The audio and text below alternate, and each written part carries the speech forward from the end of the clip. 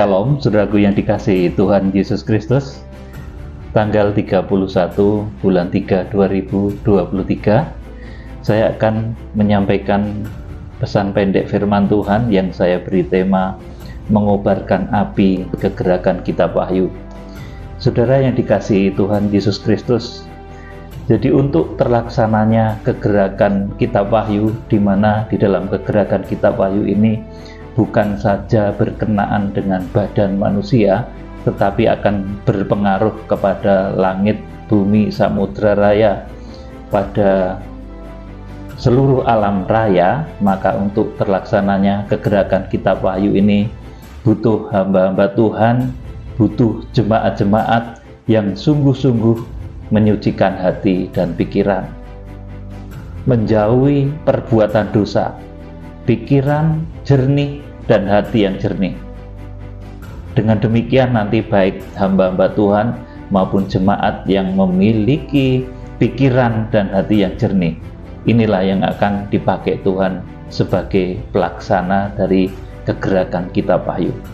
Saudara yang dikasihi Tuhan Yesus Kristus, setiap hamba Tuhan di dalam kegerakan kitab Wahyu juga harus menyuarakan kemurnian firman dan Roh Kudus di dalam kadar yang seimbang. Jadi keseimbangan antara firman dan roh ini sangat penting. Orang yang pinter firman saja tetapi tidak dipenuhi Roh Kudus, itu nanti bisa-bisa menjadi seperti orang Farisi yang malahan menjadi pelawan-pelawan dari Roh Kudus. Tetapi orang yang kemeroh, sok rohani tetapi tidak pernah membaca firman, itu juga sangat rawan disusupi dengan ajaran-ajaran yang tidak benar. Ada ajaran Isabel dan lain sebagainya, itu karena orang-orang yang sok rohani, kemeroh. Oleh karena itu, setiap hamba Tuhan di dalam kegerakan kitab Wahyu itu harus penuh firman dan penuh di dalam Roh Kudus.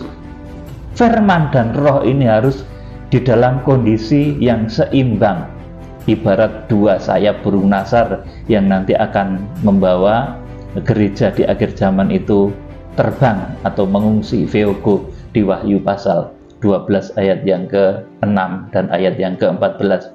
Saudara, jadi saya ulangi lagi, setiap hamba Tuhan di dalam kegerakan kitab Wahyu yang menyampaikan kitab Wahyu itu harus betul-betul menjaga kemurnian firman dan Roh Kudus. Firman dan roh harus dalam kadar yang seimbang. Jangan seperti orang Farisi, pinter khotbah tok, pinter firman, tetapi tidak ditandai dengan kekuatan Roh Kudus. Nanti jadi seperti sejarah, saudaraku, seperti orang dongeng juga, saudaraku. Jangan juga kemeroh, yang dikatakan roh terus, saudaraku, padahal nggak ngerti firman. Nanti jadinya terjebak kepada ajaran-ajaran yang tidak benar, seperti ajaran wanita Isabel di dalam kitab Wahyu pasal kedua dan ketiga itu jemaat ditegur karena ada ajaran-ajaran yang keliru. Saudara yang dikasihi Tuhan Yesus Kristus, kemudian saya pesankan lagi untuk terlaksananya kegerakan kitab Wahyu, saudaraku, ini juga butuh sumber daya, baik manusianya, saudaraku, yaitu hamba-hamba Tuhan yang betul-betul memiliki kepentingan ilahi, menguji diri, bebas dari kepentingan duniawi yang bodoh. Jadi untuk terlaksananya kegerakan kitab Wahyu juga butuh hamba-hamba Tuhan yang bebas dari kepentingan, saudaraku, baik kepentingan jabatan, kepentingan untuk menjadi ambisi, menjadi ngetop, menjadi tenar dan lain sebagainya, dijauhkan. Kalau memberitakan firman itu hendaknya karena kebenaran, karena memang segala sesuatu yang harus disampaikan. Jadi untuk terlaksananya kegerakan kitab Wahyu, berkobarnya api kegerakan itu butuh sumber daya manusia yang tangguh, yang pikirannya itu jernih, hatinya juga jernih. Selain itu juga saudara perlu ketahui bahwa untuk terjadinya kobaran api kegerakan itu perlu penopang setia. Saudara, tabut perjanjian Allah itu tidak bisa dipikul sendirian, harus dipikul oleh orang-orang imam-imam yang ditunjuk, harus dipikul bersama. Jadi tidak bisa diangkat sendirian. Kegerakan kitab wahyu, rahasia kitab wahyu, ini adalah rahasia yang harus dilaksanakan, dan di dalam pelaksanaannya tidak bisa seorang diri melaksanakan kegerakan kitab wahyu. Butuh penopang setia. Saudaraku yang dikasihi Tuhan, jadi itulah pentingnya penopang kegerakan. Hamba Tuhan di dalam kegerakan kitab wahyu itu harus bisa menyuarakan suara roh dan suara firman. Hamba Tuhan yang bisa menyuarakan suara roh itu adalah pelayan Tuhan yang tentunya merdeka. Merdeka yang bagaimana, saudaraku? Bebas dari kepentingan maupun intervensi. Kalau saudara masih banyak intervensi di dalam pikiran hati saudara, sudah diintervensi oleh manusia, oleh orang kaya, oleh orang yang punya kedudukan, saudara nggak akan bisa menyampaikan kitab wahyu. Karena kitab wahyu ini harus disampaikan ketika seorang hamba Tuhan bebas dari intervensi, kecuali intervensi firman dan Roh Kudus. Saudara, jadi hamba Tuhan yang bisa menyuarakan roh itu adalah pelayan Tuhan, adalah hamba Tuhan yang bebas dari berbagai macam kepentingan dan bebas dari berbagai macam intervensi. Bahkan lepas dari tekanan orang-orang kaya, sebab ada seringkali, saudaraku, firman itu untuk menyenangkan hati orang kaya. Saudaraku, nah itu jangan sampai terjadi. Atau orang-orang yang punya jabatan, untuk deketin orang-orang yang punya jabatan. Saudara yang dikasihi Tuhan, jadi di dalam kegerakan kitab wahyu itu hamba-hamba Tuhannya harus bisa menyuarakan suara roh dan firman. Dan hamba-hamba Tuhan yang sedemikian itu adalah hamba-hamba Tuhan yang merdeka dan bebas dari kepentingan maupun intervensi.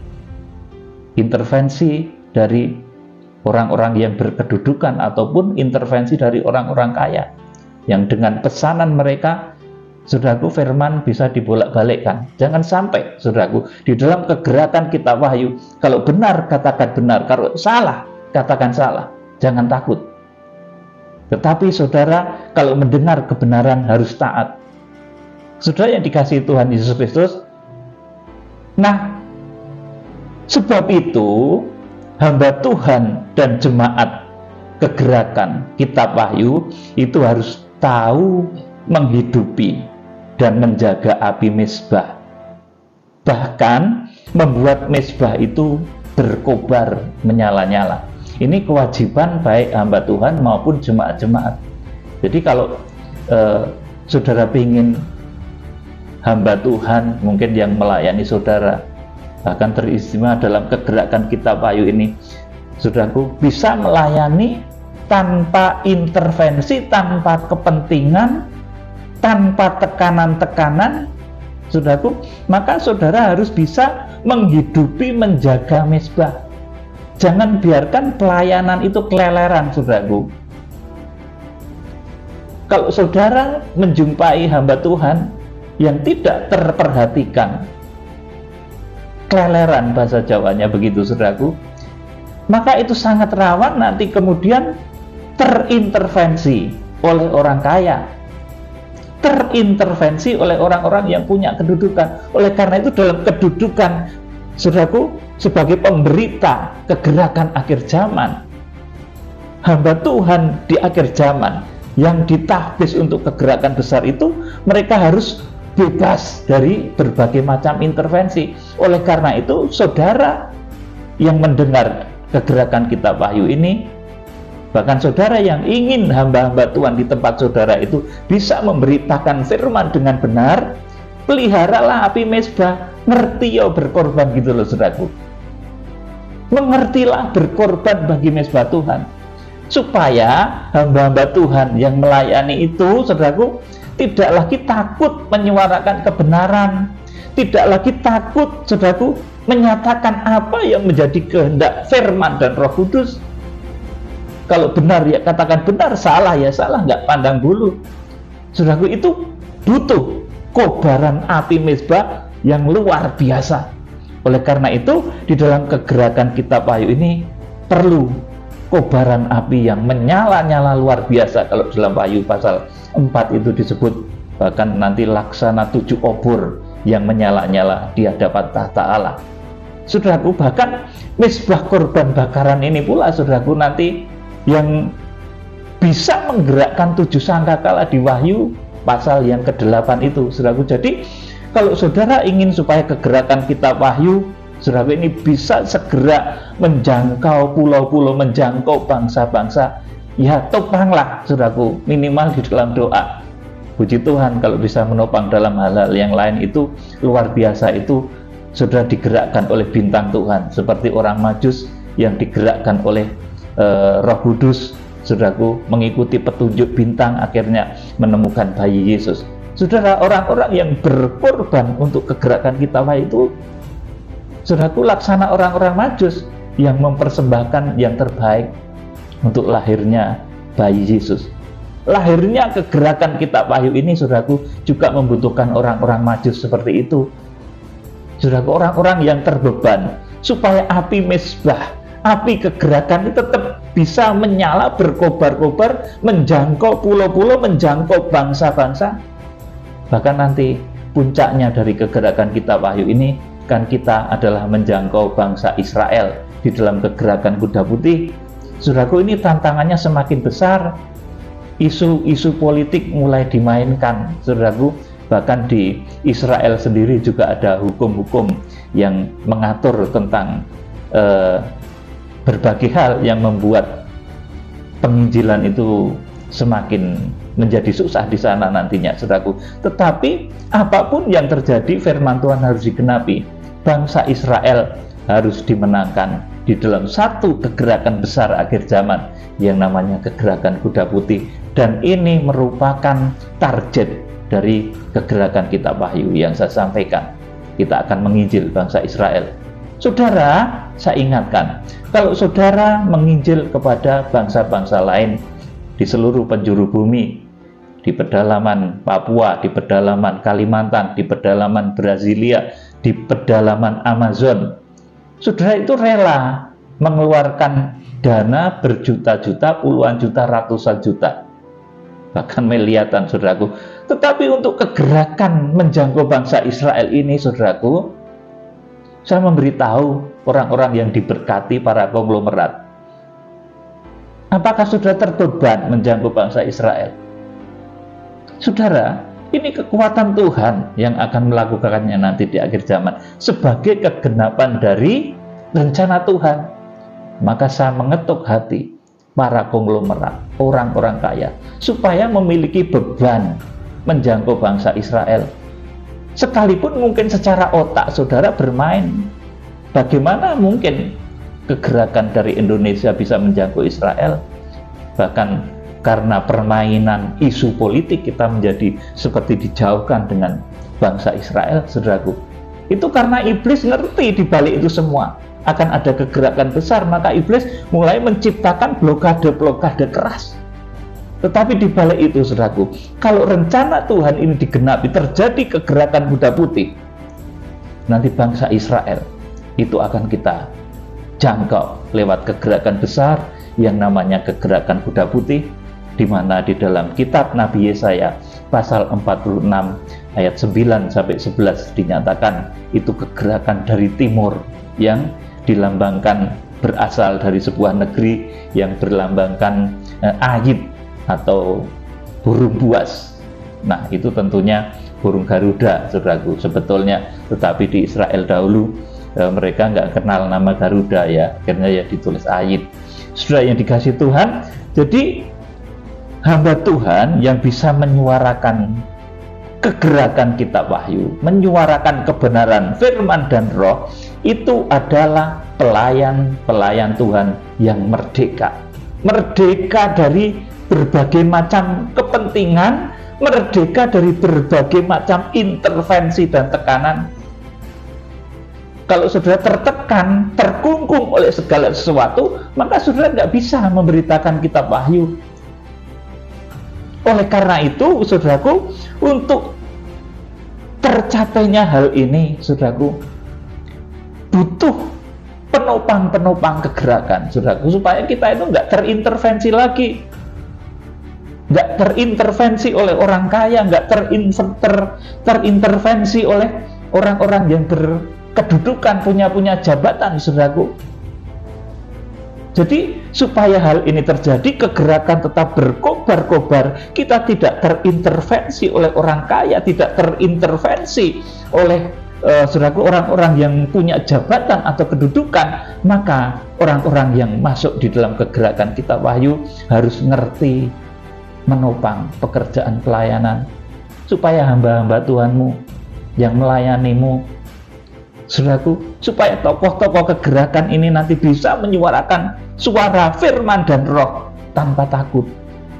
Kalau mezbah itu sudah menyala-nyala, saudaraku, banyak orang yang menopang, banyak orang yang berkorban di mezbah kegerakan kitab Wahyu, sampai kobaran api mezbah kegerakan itu menyala-nyala, saudaraku. Nggak perlu takut lagi pada siapapun, saudaraku. Kalau salah ya katakan salah, benar katakan benar. Ini hamba Tuhan yang ada di dalam kegerakan kitab Wahyu adalah hamba Tuhan yang bebas dari kepentingan maupun intervensi. Sebab itu hamba Tuhan dan jemaat kegerakan kitab Wahyu harus tahu berkorban, menghidupi, menjaga api mezbah, bahkan membuat mezbah itu berkobar dan menyala-nyala. Untuk kegerakan atau movement ini, saudaraku, butuh pembiayaan, juga tenaga, waktu. Saudaraku, ini perlu saudara ketahui. Ya saudaraku, kita akan membaca bahwa nanti dari api mezbah yang berkobar-kobar, dari pelayanan yang terjaga, di mana saudara berperan serta menjaga kobaran api mezbah itu, saudaraku. Dari situ nanti penghukuman Tuhan yang salah satunya itu namanya sangkakala itu nanti digerakkan. Itu karena kobaran api mezbah. Saudaraku, kita akan baca Wahyu pasal 8 ayat 1 sampai 5, Pak Tito. Meterai yang ketujuh. Ya. Dan ketika anak domba itu membuka meterai yang ketujuh, maka sunyi senyaplah di sorga, kira-kira setengah jam lamanya. Kedua, lalu aku melihat ketujuh malaikat yang berdiri di hadapan Allah, dan kepada mereka diberikan 7 sangkakala. Terus, maka datanglah seorang malaikat lain, dan ia pergi berdiri dekat mezbah dengan sebuah pedupaan emas, dan kepadanya diberikan banyak kemenyan untuk dipersembahkannya bersama-sama dengan doa semua orang kudus di atas mezbah emas di hadapan tahta itu. Hebat. Maka naiklah asap kemenyan bersama-sama dengan doa orang-orang kudus itu dari tangan malaikat itu ke hadapan Allah. 5. Lalu malaikat itu mengambil pedupaan itu, mengisinya dengan api dari mezbah dan melemparkannya ke bumi. Maka meledaklah bunyi guruh disertai halilintar dan gempa bumi. Amin. Saudaraku, api kegerakan ini harus terjaga. Kalau di dalam Wahyu pasal 4 itu menjadi 7 obor yang menyala-nyala. Jadi kegerakan kitab Wahyu itu apinya jangan sampai padam. Saudaraku, sebagai hamba-hamba Tuhan yang sudah setia di dalam kegerakan kitab Wahyu juga semangatnya jangan padam. Sebagai jemaat juga semangatnya jangan padam. Bahkan kobarkan api kegerakan itu semakin luar biasa, saudaraku. Dan dari api itu, saudaraku, dari api yang terjaga itu, saudaraku, nanti kegerakan kitab Wahyu itu akan dinyatakan. Lalu malaikat itu mengambil pedupaan itu, mengisinya dengan api dari mezbah dan melemparkannya ke bumi. Jadi kekuatan, saudaraku, untuk para malaikat sidang, hamba-hamba Tuhan itu bergerak, itu karena di mezbah itu ada apinya, saudaraku. Kalau apinya mati, ya nggak bisa, saudaraku. Sebuah pelayanan itu bisa berjalan, bisa bergerak, itu kalau ada apinya, saudaraku. Kalau nggak ada apinya, ya tidak bisa bergerak sebuah pelayanan itu. Bahkan ini puncaknya bahkan dinyatakan di sini, penghukuman atas bumi melalui 7 sangkakala itu juga karena api dari mezbah. Tentunya pertama, api dari mezbah ini pertama menunjuk kepada korban Kristus, ya, yang sudah pertama kali memberikan contoh berkorban yang baik. Kemudian selanjutnya tentunya itu menunjuk kepada kita semua dari seluruh penjuru bumi yang bisa menghidupi api mezbah, bisa menjaga mezbah. Saudaraku, karena sangat penting api mezbah itu, saudaraku. Kita akan membaca Imamat pasal 6 ayat 12 dan 13. Imamat pasal 6 ayat 12. Api yang di atas mezbah itu harus dijaga supaya terus menyala, jangan dibiarkan padam. Tiap-tiap pagi imam harus menaruh kayu di atas mezbah, mengatur korban bakaran di atasnya, dan membakar segala lemak korban keselamatan di sana. Amin. Cukup di sini. Jadi api yang berada di atas mezbah, di mana kalau di dalam Wahyu pasal 8 ayat 5 tadi, saudaraku, malaikat sidang yang akan menghukum bumi dengan hukuman 7 sangkakala itu, saudaraku, itu mengisi. Nah, saya bacakan lagi. Lalu malaikat itu mengambil pedupaan itu, mengisinya dengan api dari mezbah dan melemparkannya ke bumi. Maka meledaklah bunyi guruh disertai halilintar dan gempa bumi. Sampai akhir zaman, api mezbah ini harus terjaga, saudaraku. Jadi api ini juga bisa diartikan merupakan api Roh Kudus, saudaraku. Api Roh Kudus itu nanti juga akan disertai dengan api kegerakan yang luar biasa. Kalau orang sudah digerakkan Roh Kudus, itu dia akan bisa berkorban, saudaraku. Bisa berkorban sehingga api kegerakan pun menyala-nyala. Ya, sebagai hamba Tuhan kecil, kadang kekhawatiran manusiawi saya itu bekerja juga, saudaraku. Kadang, saudaraku, ini gimana Tuhan? Ini zaman semakin sulit, kegerakan semakin membutuhkan dana yang besar untuk kesana kemari, saudaraku, ke seluruh Nusantara untuk membiayai tim kegerakan itu butuh, saudaraku, butuh pembiayaan yang tidak kecil. Saudara yang dikasih Tuhan, di dalam imamat pun, saudaraku, dikatakan bahwa api yang di atas mezbah itu harus dijaga supaya terus menyala, jangan biarkan padam, saudaraku. Jadi api itu jangan dibiarkan padam. Tiap-tiap pagi imam harus menaruh kayu di atas mezbah, mengatur korban bakaran di atasnya, dan membakar segala lemak korban keselamatan di sana. Jadi saudaraku, ini kerjasama antara jemaat dan hamba Tuhan, ya. Jemaat harus mempersiapkan binatang-binatang yang dikorbankan. Kemudian imam harus menaruh kayu di atas mezbah, mengatur korban bakaran tersebut, kemudian membakar segala lemak korban keselamatan di sana. Ini menunjukkan bahwa, saudaraku, pelayanan itu merupakan